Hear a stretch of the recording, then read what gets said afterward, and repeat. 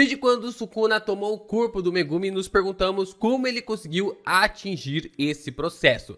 Isso foi uma formação realmente que foi aparecendo na história de Jujutsu Kaisen, e a gente ficou se perguntando, caraca, a Anjo tinha acabado de falar pra nós que era impossível fazer essa separação entre ali o corpo e aquele que possui o corpo, e depois o Sukuna vai lá e fala, não, minha filha, não, nada pra mim é impossível desde que eu queira. E a gente percebeu isso acontecendo na história de Jujutsu Kaisen e a forma como talvez o capítulo 220 tenha realmente explicado pra nós. Porque quando a gente observou o verdadeiro corpo do Sukuna revelado, mostrou talvez como ele se tornou, tivemos a resposta como ele se tornou um objeto amaldiçoado.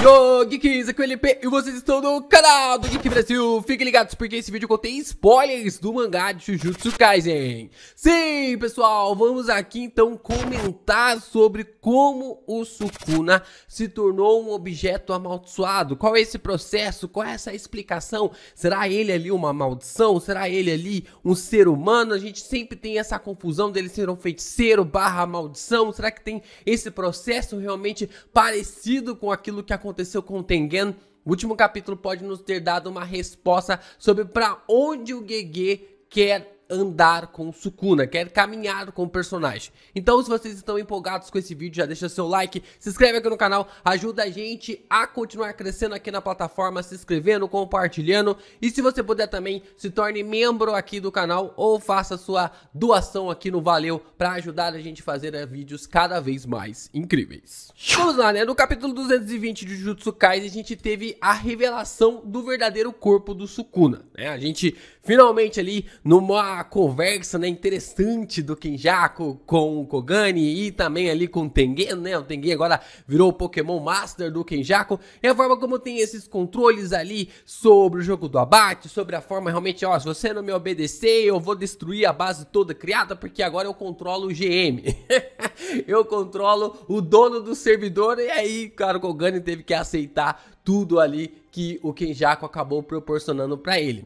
E aí, nós tivemos a revelação, então temos a revelação do corpo do Sukuna, o verdadeiro corpo do Sukuna, na qual ele viveu há mais de 1000 anos. E todo o processo realmente de como ele driblou a vontade, né, de Deus, como ele quebrou as leis de Deus. Isso é uma própria frase ali da Anjo, de que a manifestação de uma alma dentro de um corpo na qual não lhe pertence é uma quebra da regra de Deus, é uma quebra da lei de Deus. Duas almas não podem ocupar o mesmo corpo. Isso é uma coisa apresentada para lá, e aí quando a gente consegue ver essa evolução, mostra que o Sukuna foi o primeiro a conseguir criar essa situação fora o Kenjaku, né? O Kenjaku já tinha conseguido, e o Sukuna, com a sua boa vontade, conseguiu também alcançar esse tipo de situação, mostrando para nós algo muito semelhante. E aí vem a grande pergunta, né? A gente sempre tem essa questão, o Sukuna realmente ali era um feiticeiro, era uma maldição, um objeto amaldiçoado. No guia oficial aqui atrás é falado que ele é um objeto amaldiçoado, ele não é falado como uma maldição. Muitos chamavam ele de maldição porque o processo dele já estava muito diferente do que era de um humano. Aí a gente tem as explicações, as conexões da sua aparência com o Tengen, né? A forma como o Tengen, ele era mais maldição do que humano, e quando a gente consegue ver ali a formação do Sukuna, a gente também consegue perceber que ele era mais maldição do que humano também. Então talvez estivesse nesse mesmo processo, nessa mesma conexão entre os dois personagens. E é por isso que o Kenjaku acabou sorrindo ao ver o Tengen pela primeira vez, ao ver ele ali no final, quando ele acabou derrotando a Tsukumo.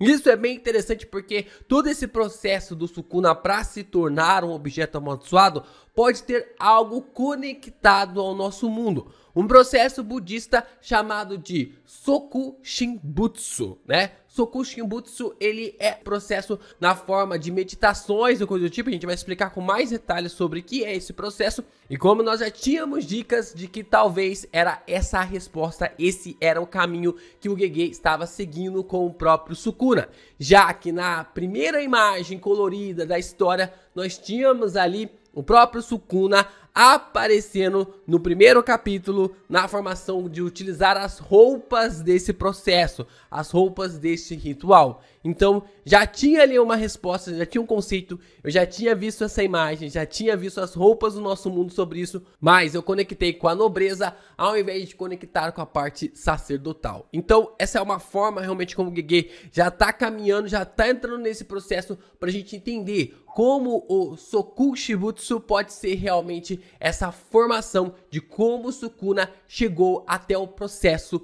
realmente de se tornar um objeto amaldiçoado. Então vamos explicar aqui esse ritual e vocês vão perceber rapidamente que faz muito sentido o que a gente viu ali com as dicas e como isso pode ser realmente o caminho para que o Sukuna se tornasse um objeto amaldiçoado.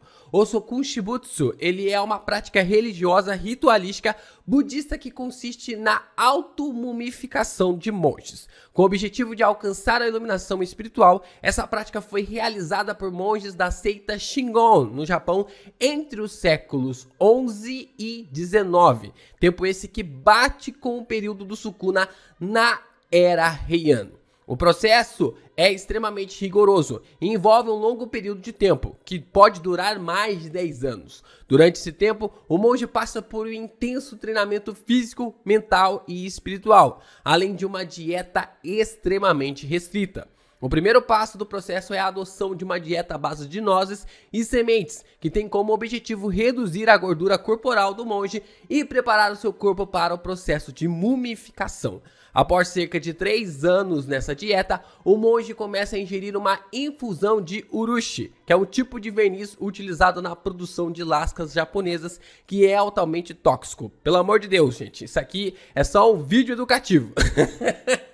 Pelo amor de Deus, não vai fazer isso em casa. A injeção do urushi tem como objetivo matar as bactérias e impedir a decomposição do corpo após a morte. No entanto, o verniz é altamente venenoso e pode causar vômitos, tonturas e outros sintomas graves. Para suportar ali a ingestão do urushi, o monge deve meditar intensamente usando a posição Lotus e realizar exercícios de respiração para controlar a dor e manter a concentração. Após cerca de mais 3 anos, o monge deve reduzir ainda mais a sua ingestão de alimentos e água, entrando em um estado de semi-hibernação.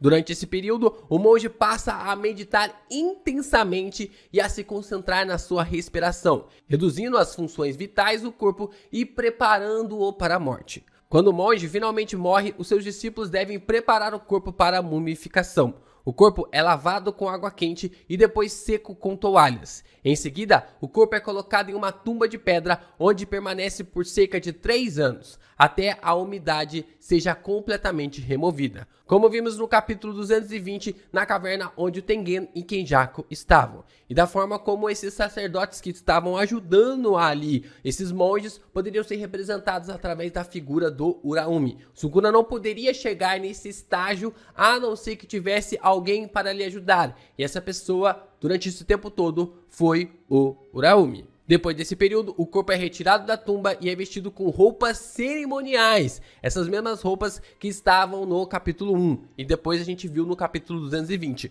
O processo de mumificação é realizado em várias etapas, incluindo a retirada dos órgãos internos e as substituições ali dos líquidos corporais por resinas. Material esse do dedo do Sukuna, criado através ali dos objetos amaldiçoados. E a aplicação de várias camadas de urushi e cinzas de ossos humanos. O corpo é então colocado em uma posição de meditação e selado em uma caixa de madeira. Isso aqui bate muito pra mim nessas convicções que vimos nos últimos capítulos de Jujutsu Kaisen.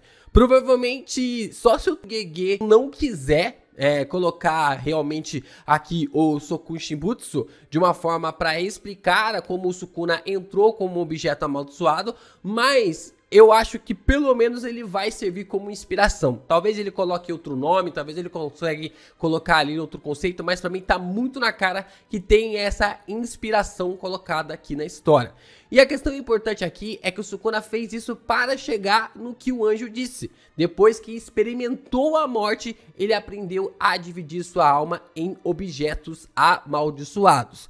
Deu pra perceber que o processo ali do Soku Shimbutsu, ele pode ter gerado isso no personagem, fazendo com que ele atingisse um nível de meditação tão cabulosa que conseguiu dominar essa técnica. Quando a gente percebe ali na descrição sobre esse processo, eles chegam a uma situação de auto-hibernação, ou seja, eles já estão quase chegando perto da morte, quase chegando ali pra morrer mesmo, e aí ele consegue controlar. Eu acredito que foi nesse momento que o Sukuna conseguiu controlar ali a vida e a morte, e conseguiu passar esse poder para os seus dedos, conseguiu passar a sua alma para os seus dedos e conseguiu transformá-los em objetos amaldiçoados. Reparem que a gente observa ali que até mesmo os sacerdotes em volta de quem está participando desse ritual precisam lhe ajudar. E eu acredito que até mesmo o Uraumi deve ter participado desse processo durante todos esses anos, né? Aqui é falado que pode durar por mais de 10 anos, e a forma como o Sukuna conseguiu realmente fazer com que os seus dedos se tornassem ali ceras, né? Se tornassem realmente ali de uma forma bem interessante de como essas resinas podem ser replicados ali em seus objetos amaldiçoados que derivaram ali da sua alma. A gente percebe que os monges fazem ali o Soku Shimbutsu e eles acabam entrando em um estado inacreditável de concentração. E em Jujutsu, isso vai para a 10ª potência, né? Isso aqui, a gente tá falando de poderes amaldiçoados, energia amaldiçoada, então tem ali uma elevação do que o Sukuna pode fazer. Então, imagina o que a gente pode realmente pensar sobre o que o Sukuna pode realizar em um processo assim. É claro que uma maldição, ou um ser humano, ou um feiticeiro poderia extrapolar essa questão relacionada à morte, a forma como a gente pode dominar, ou até mesmo ali manipular a sua alma para onde quer que ela vá. E depois ele conseguiu replicar essa técnica novamente e fez o Megumi engolir o seu dedo para conseguir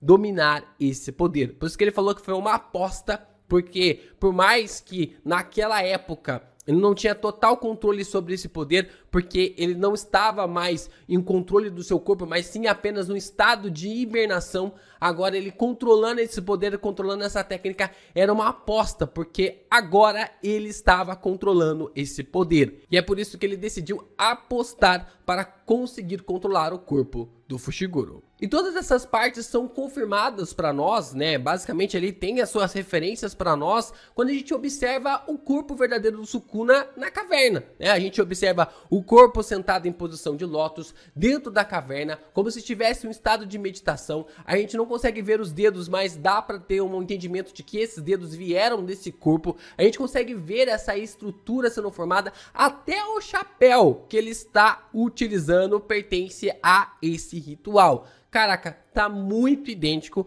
Eu não sei se o Gege vai utilizar o mesmo nome, mas com toda certeza essa é uma referência. Agora, qual foi o processo do Sukuna realmente estabelecer que os seus dedos seriam realmente objetos amaldiçoados para estabelecer o seu poder e retornar no futuro? Aí foi algo com ele, sem ficar preso no processo, sem ficar preso realmente a nenhum ritual, qualquer pacto que ele pudesse fazer com o Kenjaku. Não, ele atinge essa perspectiva, ele atinge esse estado, e assim como o Kenjaku provavelmente conseguiu fazer isso há muito tempo atrás, transcendendo ali através do seu cérebro, o Sukuna conseguiu fazer também esse mesmo processo, só que replicando essa energia amaldiçoada em seus dedos.